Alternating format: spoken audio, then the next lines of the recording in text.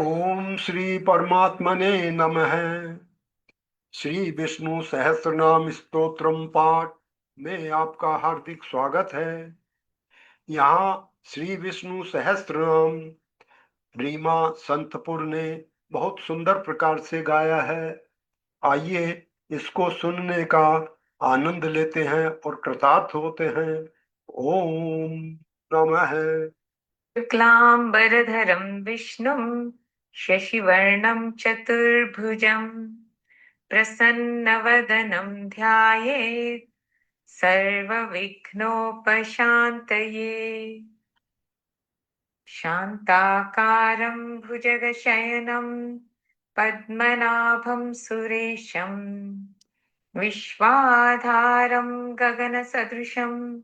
मेघवर्णं शुभाङ्गम् लक्ष्मीकान्तं कमलनयनं योगिभिर्ध्यानगम्यं वन्दे विष्णुं भवभयहरं सर्वलोकैकनाथम्। ॐ श्री परमात्मने नमः। ॐ विश्वं विष्णुर्वषट्कारो भूतभव्यभवत्प्रभुः भूतकृद्भूतभृद्भावो भूतात्मा भूतभावनः पूतात्मा परमात्मा च मुक्तानां परमागतिः अव्ययः पुरुषः साक्षी क्षेत्रज्ञोऽक्षर एव च योगो योगविदान्नेता प्रधानपुरुषेश्वरः नारसिंहवपुः श्रीमान् केशवः पुरुषोत्तमः सर्वः शर्वः शिवस्थाणुर्भूतादिर्निधिरव्ययः सम्भवो भावनो भर्ता प्रभवः प्रभुरीश्वरः स्वयंभू शम्भुरादित्यः पुष्कराक्षो महास्वनः अनादिनिधनो धाता विधाता धातुरुत्तमः अप्रमेयो ऋषिकेश पद्मनाभो मरप्रभुः विश्वकर्मा मनुस्त्वष्टा स्तविष्ठस्तविरो ध्रुवः अग्राहः शाश्वतः कृष्णो लोहिताक्षप्रतर्दनः प्रभूतस्त्रिककुब्धाम पवित्रं मङ्गलं परम् ईशानः प्राणदः प्राणो ज्येष्ठः श्रेष्ठः प्रजापतिः हिरण्यगर्भो भूगर्भो माधवो मधुसूदनः ईश्वरो विक्रमी धन्वी मेधावी विक्रमः क्रमः अनुत्तमो दुराधर्ष कृतज्ञकृतिरात्मवान् सुरेशः शरणं शर्म विश्वरेता प्रजाभवः अहः संवत्सरो व्यालः प्रत्ययः सर्वदर्शनः अजः सर्वेश्वरः सिद्धः सिद्धिसर्वादिरच्युतः वृषा कपिरमेयात्मा सर्वयोगविनिःसृतः वसुर्वसुमनः सत्यः समात्मा सम्मितः समः अमोघः पुण्डरीकाक्षो वृषकर्मा वृषाकृतिः रुद्रो बहुशिरा बभ्रुर्विश्वयोनिश्चिश्रवाः अमृतः शाश्वतस्थाणुर्वरारोहो महातपाः सर्वगः सर्वविद्भानुर्विश्वक्सेनो जनार्दनः वेदो वेदविदं व्यङ्गो वेदाङ्गो वेदवित्कविः लोकाध्यक्षः सुराध्यक्षो धर्माध्यक्षः कृताकृतः चतुरात्मा चतुर्दृष्टश्चतुर्भुजः भ्राजिष्णुर्भोजनं भोक्ता सहिष्णुर्जगदादिजः अनघो विजयो जेता विश्वयोनिः पुनर्वसुः उपेन्द्रो वामनः प्राशुरमोघस्य चिरूर्जितः अतीन्द्रः सङ्ग्रहः सर्गो धृतात्मा नियमो यमः वेद्यो वैद्यः सदा योगी वीरः माधवो मधुः अतीन्द्रियो महामायो महोत्साहो महाबलः महाबुद्धिर्महावीर्यो महाशक्तिर्महाधृतिः अनिर्देशवपुः श्रीमान् अमेयात्मा महादृदुः महिश्वासो महीभर्ता श्रीनिवासः सताङ्गतिः अनिरुद्धः सुरानन्दो गोविन्दो गोविन्दाम्पतिः मरिचिर्दमनोहंस सुपर्णो भुजगोत्तमः हिरण्यनाभसुतपा पद्मनाभः प्रजापतिः अमृत्युः सर्वदृक्सिंह सन्धाता सन्धिमान् स्थिरः अजो दुर्मर्षणः शास्ता विश्रुतात्मा सुरारिहा गुरुर्गुरुतमो धाम सत्यः सत्यपराक्रमः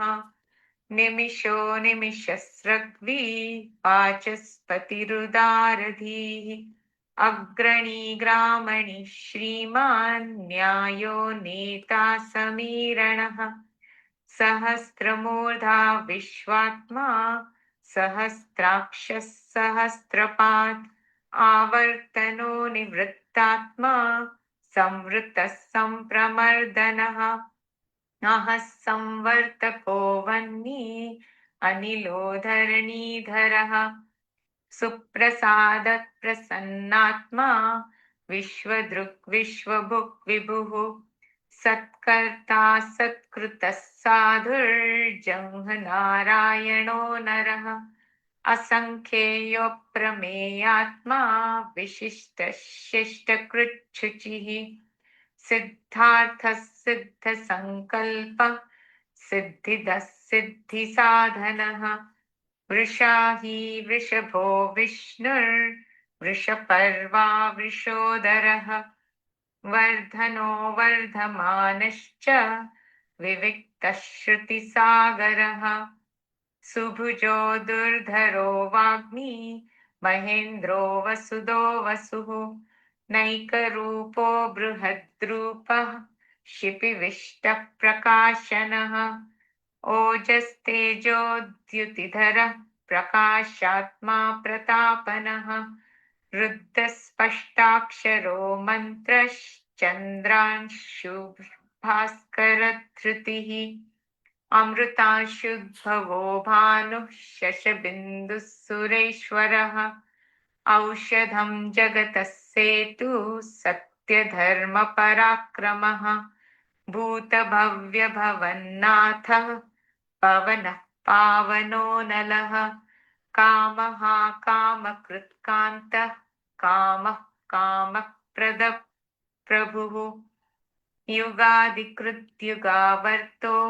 नैकमायो महाशनः अदृश्यो व्यक्तरूपश्च सहस्रजिदनन्तजित् इष्टो विशिष्टशिष्टेश्च शिखण्डी नहुषो वृषः क्रोधः क्रोधकृत्कर्ता विश्वबाहुर्महीधरः अच्युतः प्रथितः प्राणः प्राणदो वासवानुजः अपां निधिरधिष्ठानम् अप्रमत्तः प्रतिष्ठितः स्कन्दधरो धुर्यो वरदो वायुवाहनः वासुदेवो बृहद्भानुर् आदिदेवः पुरन्दरः अशोकस्तारणस्तारः शूरः शौरिजनेश्वरः अनुकूलः शतावर्तः पद्मी पद्मनिभेक्षणः पद्मनाभोरविन्दाक्षः पद्मगर्भः शरीरभृत् महर्दिरुद्धो वृद्धात्मा महाक्षो गरुडध्वजः अतुलः शरभो भीमः समयज्ञो हविर्हरिः सर्वलक्षणलक्षण्यो लक्ष्मीवांसमितिञ्जयः विक्षरो रोहितो मार्गो हेतुर्दामोदरः सहः महीधरो महाभागो वेगवानमिताशनः उद्भवक्षोभणो देवः श्रीगर्भः परमेश्वरः करणं कारणं कर्ता विकर्ता गहनो गुहः व्यवसायो व्यवस्थानः संस्थानस्थानदो ध्रुवः परर्धि परमस्पष्ट तुष्ट पुष्ट शुभेक्षणः रामो विरामो विरजो मार्गो नेयो नयो नयः वीरशक्तिमतां श्रेष्ठो धर्मो धर्मविदुत्तमः वैकुण्ठः पुरुषः प्राणः प्राणदः प्रणवपृथुः हिरण्यगर्भशत्रुघ्नो व्याप्तो वायुरधोक्षजः ऋतुः सुदर्शनः कालः परमेष्ठि परिग्रहः उग्रः संवत्सरो दक्षो विश्रामो विश्वदक्षिणः विस्तारस्थावरस्थाणुः प्रमाणं बीजमव्ययम् अर्थोऽनर्थो महाकोशो महाभोगो महाधनः अनिर्विन्नस्थविष्टो भूर्धर्मयूपो महामखः नक्षत्रनेमि नक्षत्री क्षमः क्षामः समीहनः यज्ञ इज्यो महिज्यश्च क्रतुसत्रं सताङ्गतिः सर्वदर्शी विमुक्तात्मा सर्वज्ञो ज्ञानमुत्तमम् सुव्रतः सुमुखः सूक्ष्मः सुघोषः सुखदः मनोहरो जितः क्रोधो वीरबाहुर्विदारणः स्वापनः स्ववशो व्यापी नैकात्मा नैककर्मकृत् वत्सरो वत्सलो वत्सी रत्नगर्भो धनेश्वरः धर्मगुप्धर्मकृद्धर्मी सदसक्षरमक्षरम् अविज्ञाता सहस्रांशुर्विधाता कृतलक्षणः गभस्तिनेमि सत्त्वस्थः सिंहो भूतमहेश्वरः आदिदेवो महादेवो देवेशो देवभृद्गुरुः उत्तरो गोपतिर्गोप्ता ज्ञानगम्यपुरातनः शरीरभूतभृद्भोक्ता कपीन्द्रो भूरिदक्षिणः सोमपो मृतपः सोमः पुरुजित्पुरुषत्तमः विनयो जयः सत्यसन्धो दाशार्हः सात्वतां पतिः जीवो विनयिता साक्षी मुकुन्दो अमितविक्रमः अम्भो निधिरनन्तात्मा महोदधिशयोऽन्तकः अजो महार्हः स्वाभाव्यो जितामित्रः प्रमोदनः आनन्दो नन्दनो नन्दः सत्यधर्मा त्रिविक्रमः महर्षि कपिलाचार्यः कृतज्ञो मेदिनीपतिः त्रिपदस्त्रिदशाध्यक्षो महाशृङ्गः कृतार्थकृत् महावराहो गोविन्दः सुषेणः कनकाङ्गदिः गुह्यो गभीरो गहनो गुप्तश्चक्रगदाधरः वेदः स्वाङ्गोचितः कृष्णो दृढः सङ्कर्षणोच्युतः वरुणो वारुणो वृक्षः पुष्कराक्षो महामनाः भगवान् भगहानन्दी वनमाली हलायुधः आदित्यो ज्योतिरादित्यः सहिष्णुर्गतिसत्तमः सुधन्वा खण्डपरशुर्दारुणो द्रविणप्रदः दिविस्पृक् सर्वद्विव्यासो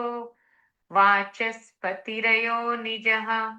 त्रिसामासामगः साम निर्वाणं भेषजं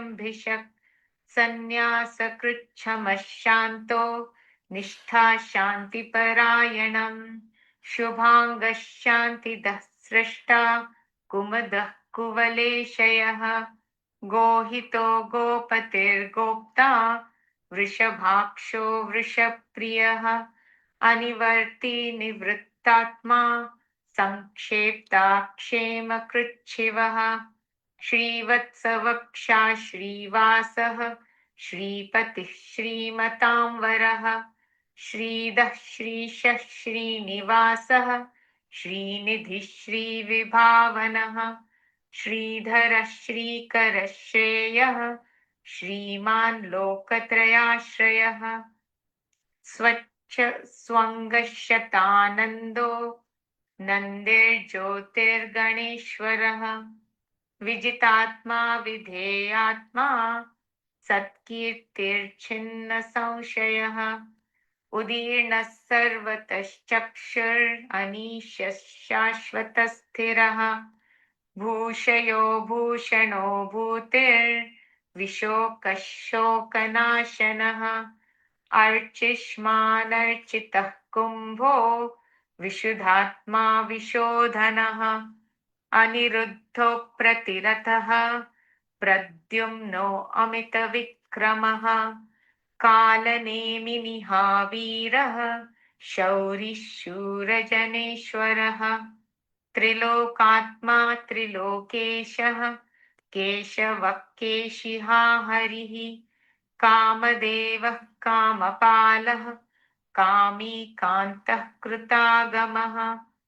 अनिर्देशवपुर्विष्णुर्वीरोऽनन्तो धनञ्जयः ब्रह्मण्यो ब्रह्मकृद्ब्रह्मा ब्रह्म ब्रह्मविवर्धनः ब्रह्मविद्ब्राह्मणो ब्रह्मी ब्रह्मज्ञो ब्राह्मणप्रियः महाक्रमो महाकर्मा महातेजा महोरगः महाक्रतुर्महायज्वा महायज्ञो महाहविः स्तव्यस्तव प्रियस्तोत्रम् स्तुतिस्तोतारणप्रियः पूर्णः पूरयिता पुण्यः पुण्यकीर्तिरनामयः मनोजवस्तीर्थकरो वसुरेता वसुप्रदः वसुप्रदो वासुदेवो वसुर्वसुमना हविः सद्गतिः सत्कृतिः सत्ता सद्भूतिः सत्परायणः शूरसेनो यदुश्रेष्ठः सन्निवासः सुयामुनः भूतावासो वासुदेवः सर्वासु निलयो नलः दर्पः दर्पदो दृप्तो दुर्धरोऽथा पराजितः विश्वमूर्तिर्महामूर्तिर्दीप्तमूर्तिरमूर्तिमान् अनेकमूर्तिरव्यक्तः शतमूर्तिर्शताननः एको नैकः स वः कः किं यत्तत्पदमनुत्तमम् लोकबन्धुर्लोकनाथो माधवो भक्तवत्सलः सुवर्णवर्णो हेमाङ्गो वराङ्गश्चन्दनाङ्गदिः वीरः विषमः शून्यो धृताशीरचलश्चलः अमानीमानदो मान्यो लोकस्वामी त्रिलोकदृक् सुमेधा मेधजो धन्यः सत्यमेधाधराधरः तेजो वृषो धृतिधरः सर्वशस्त्रभृतां वरः प्रग्रहो निग्रहो व्यग्रो नैकशृङ्गो गदाग्रजः चतुर्मूर्तिश्चतुर्बाहुश्चतुर्व्यूहश्चतुर्गतिः चतुरात्मा चतुर्भावश्चतुर्वेदविदेकपात् समावर्तो निवृत्तात्मा दुर्जयो दुरतिक्रमः दुर्लभो दुर्गमो दुर्गो दुरावासो दुरारिहा शुभांगो लोकसारंगः सुतन्तुस्तन्तुवर्धनः इन्द्रकर्मा महाकर्मा कृतकर्मा कृतागमः उद्भवः सुन्दरः सुन्दो रत्ननाभः सुलोचनः अर्को वाजसनः शृङ्गी जयन्तः सर्वविजयी सुवर्णबिन्दुरक्षोभ्यः सर्ववागीश्वरेश्वरः महारथो महागर्तो महाभूतो महानिधिः कुमुदः कुन्दरः कुन्दः पर्जन्यः पावनो निलः अमृताशोऽमृतवपुः सर्वज्ञः सर्वतोमुखः सुलभः सुव्रतः सिद्धः शत्रुजित् शत्रुतापनः न्यग्रोधोदुम्बरो अश्वच्चाणुरान्ध्रनिषूदनः सहस्रार्चित् सप्तजिह्वः सप्तैधा सप्तवाहनः अमूर्तिरणघोचिन्त्यो भयकृद्भयनाशनः अणुबृहत्कृशस्थूलो गुणभृन्निर्गुणो महान्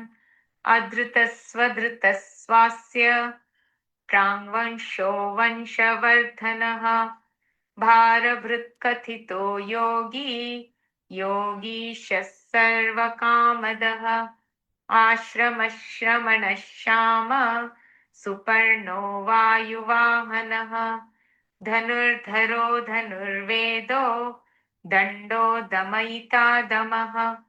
अपराजितः सर्वसहो नियन्ता नियमो यमः सत्त्ववान् सात्विकः सत्यः सत्यधर्मपरायणः अभिप्रायः प्रियार्होरः प्रियकृत्प्रीतिवर्धनः विहाय सगतिर्ज्योतिः सुरुचिद्हुत भुग्विभुः रविर्विरोचनः सूर्यः सवितारविलोचनः अनन्तो हुत भुग्भोक्ता सुखदो नैकजोऽग्रजः अनिर्विणः सदामर्षि लोकाधिष्ठानमद्भुतः